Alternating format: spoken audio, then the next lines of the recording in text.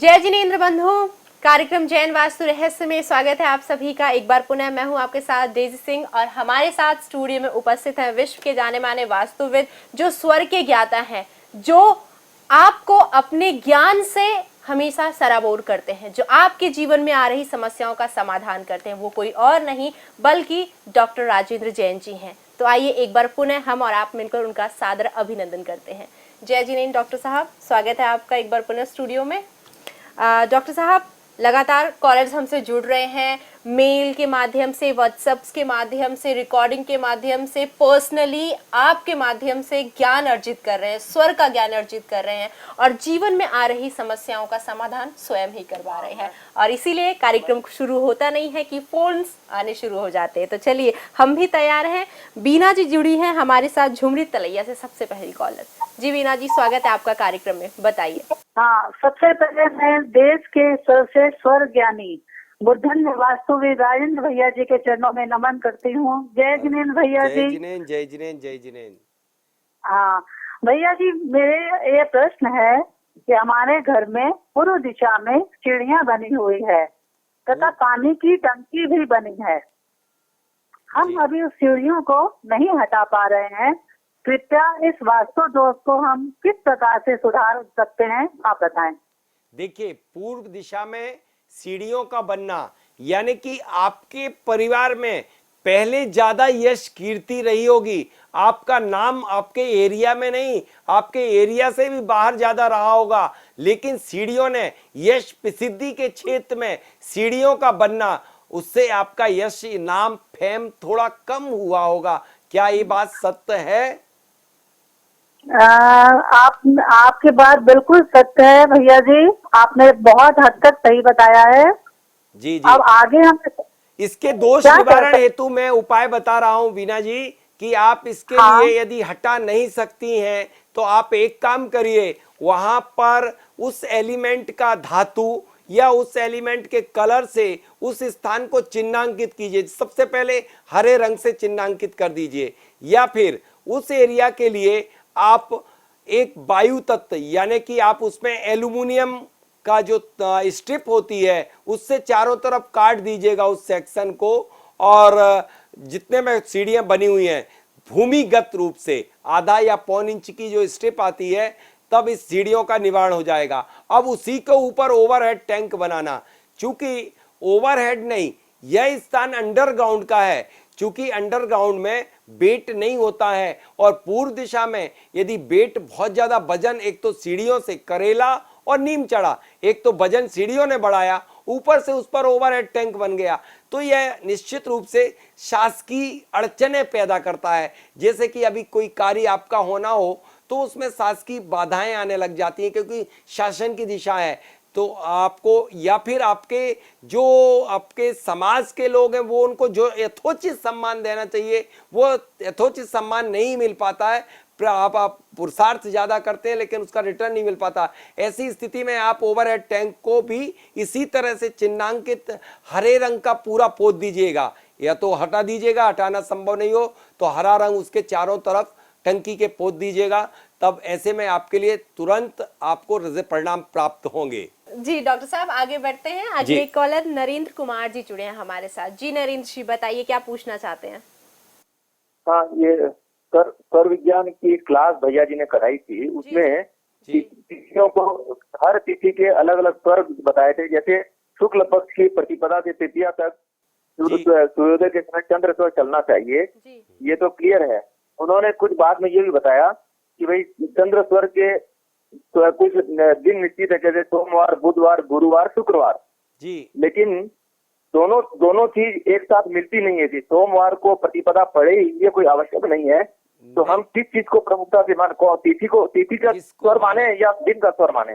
प्रत्येक पक्ष में एकम दूज, जैसे शुक्ल पक्ष की एकम दूज तीज को हमेशा चंद्र स्वर होना चाहिए। यदि इसमें सोमवार, बुधवार, गुरुवार पड़ जाता है या शुक्रवार पड़ जाता है तो वो सोने में सुहागा बन जाता है। ऐसे में किया गया कार्य, आपके मनोवांछित जो भी कार्य करोगे वो 100% पूरे होंगे। लेकिन यदि ऐसा संभव ना हो कि इन तिथियों में नहीं पड़ पा रहा है, सोमवार, बुधवार, गुरुवार, शुक्रवार कभी कभी पड़ जाता, कभी कभी नहीं पड़ता। तब ऐसे में आप सिर्फ तिथि और को ही महत्व देंगे कि उस तिथि में जो भी स्वर आया है उस पर ही आप करके और कार्य कर देंगे। लेकिन जब कोई बहुत कठिन कार्य करना है, जैसे कोई मनोवांछित है कि आपके 5 करोड़ रुपए कोई खा के बैठ गया है और वो नहीं दे रहा है, तब मनोवांछित के लिए वह दिन का चयन करो जिसमें तिथि और दिन का सहयोग बन जाए और शुक्ल पक्ष हो, यानी कि चंद्र स्वर में ही मनोवांछित किसी से पैसे आकर्षण करना है तो बुलाना के लिए यही किया जाता है कि इसका सहारा लिया जाता है चंद्र स्वर का। वैसे तो यह जो स्वर की बात है वो इतनी गहराई है कि निस्संदेह जब आप स्वर के समुद्र है और इसमें डुबकी लगा लगा के ऐसे रत्नों को लेके आ सकते हो और वह रत्न ला करके अपने अंदर ऐसी वायु, प्राण वायु को भर सकते हो कि जिस तरह से गुब्बारा उड़ जाता है, ठीक इसी तरह से आपके अंदर इतनी अनंत क्षमता आ जाती है कि आप आकाश में भी उड़ सकते हैं। जी जी भैया जी, ये अच्छा आपने बताया, उसके लिए बहुत बहुत धन्यवाद आपको। और एक प्रश्न और कर सकता हूँ? जी जी बोलिए। हाँ, एक समस्या हम लोग के साथ क्या है, उम्र जनित समस्या है। जी जी। हम लोग जब सुबह उठते हैं, जी। आपने बताया था कि भाई जो स्वर चल रहा हो, चंद्र स्वर चल रहा हो, तो बायां पैर ही सबसे पहले धरती पर रखें। जमीन पे रखना चाहिए। हाँ हाँ, तो हम लोग क्या होता है कि हम लोगों को रात में 3-4 बार लघु शंका के लिए उठना पड़ता है। तो सूर्योदय समझ लो 5 बजे है और मैं 4 बजे ही उठ गया एक बार, तो क्या उस समय स्वर देखूं या फिर उसके बाद सो जाता हूँ, फिर 5 बजे जब उठता हूँ तब? बहुत बढ़िया प्रश्न है। हालांकि ये ट्रेनिंग की चर्चाएं हैं, ये एपिसोड की चर्चाएं नहीं है, ये इनके आंसर बहुत टाइम के लिए है। लेकिन इतना मैं कहता हूं कि सूर्य उदय के जो 48 मिनट पूर्व होते हैं उसमें ही स्वर देखा जाता है, उदय से 48 या 24 मिनट पहले। यदि उसके पहले आप सो के उठते हैं तब वो नहीं माना जाता। जैसे चंद्र स्वर उस तिथि का एकम को 20 मिनट पहले आता है, दोज को 40 मिनट पहले आता है और तीज को 60 मिनट पहले वही स्वर आ जाता है जो सूर्य उदय पे रहता है। लेकिन सूर्य स्वर सूर्य के उदित होते ही आता है, ये है फार्मूला। तो यदि आप पहले उठ रहे हैं 1 घंटे पहले और आपकी तीज है शुक्ल पक्ष की, तो वो आपका वही स्वर रहेगा जो स्वर सूर्य उदय पे आना चाहिए, क्योंकि उसका उदय 1 घंटे पूर्व हो जाता है, एकम को 20 मिनट पहले आ जाता है। तो आप इस फार्मूले को भी अपनाएं। जी डॉक्टर साहब आगे बढ़ते हैं, लगातार कॉलर्स हमसे जुड़े हुए हैं। अगली कॉलर बैंगलोर से देवांगना जी जुड़ी हैं हमारे साथ। जी देवांगना जी बताइए क्या पूछना चाहती हैं? जय जिनेंद्र भैया जी, मैंने आपसे क्लास की थी, मुझे बहुत ज्यादा उससे लाभ मिला है क्योंकि मैं आर्किटेक्चर कर रही हूँ। तो मैंने वास्तु का सीखा था आपसे। मुझे एक चीज जाननी थी कि ये जो आपने बताया था कि हर रंग के अपने अपने महत्व होते हैं, तो काले रंग को हम बोलते हैं कि नहीं हमें काम में लेना चाहिए, उसका क्या दुष्प्रभाव होता है और कौन से कलर को हमें ज्यादा महत्व देना चाहिए? देखिए देवांगना जी, काला रंग वाटर एलिमेंट का है, तो वाटर एलिमेंट का कलर काला रंग एक तरह से कृष्ण लेस्या का प्रतीक स्वरूप है, इसलिए काला रंग ज्यादा नहीं लेना चाहिए। अब दूसरा कौन सा रंग लेना चाहिए? ऐसा रंग निर्माण के लिए लेना चाहिए जो पृथ्वी तत्व का हो, क्योंकि ये पृथ्वी काय है जिस पर हम निवास करते हैं। तो पृथ्वी तत्व का रंग मैंने बताया था, वो कौन सा होता है देवांगना जी?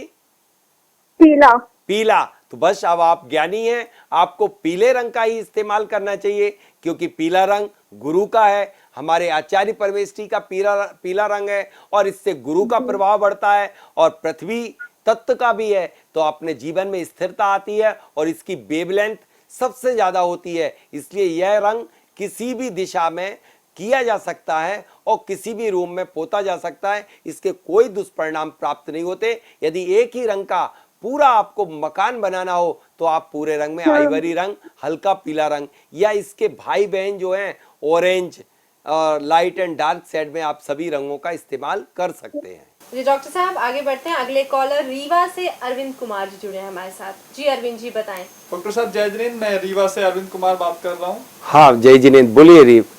जी सर, मेरा क्वेश्चन ये है कि सर मैंने अभी एक नया घर लिया और हमने जैसे घर में प्रवेश किया, उसके घर में प्रवेश के कुछ ही दिनों बाद मेरे एक भाई की मृत्यु हो गई। ओहो। और कुछ ही समय बाद एक मेरा भीषण एक्सीडेंट हुआ जिसमें मैं मौत के मुंह से बच के आया। जी। और नाना प्रकार की समस्याएं लगी ही हुई हैं जब से हमने घर में प्रवेश किया है। और एक समस्या सबसे बड़ी ये है कि मेरी शादी को 11 साल हो चुके हैं, अभी तक हमारे पास मतलब कोई बच्चा नहीं है। और नाना प्रकार की मतलब बीमारियां और बरकत ना होना धन में, ये वगैरह इस तरह का मतलब बहुत ही ज़्यादा परेशान हूँ मैं। कुछ समस्या का समाधान चाहता हूँ।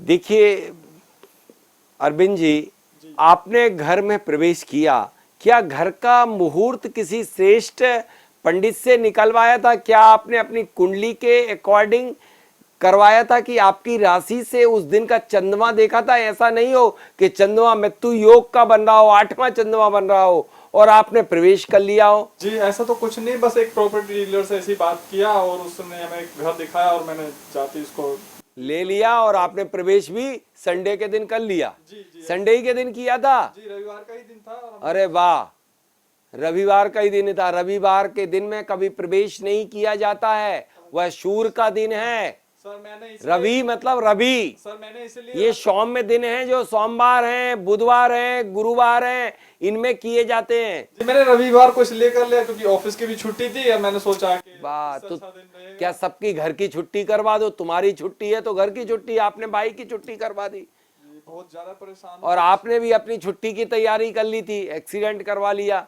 देखिए दोस्तों, वास्तु के कंट्रोलिंग फैक्टर 4 होते हैं: द्रव्य, क्षेत्र, काल, भाव।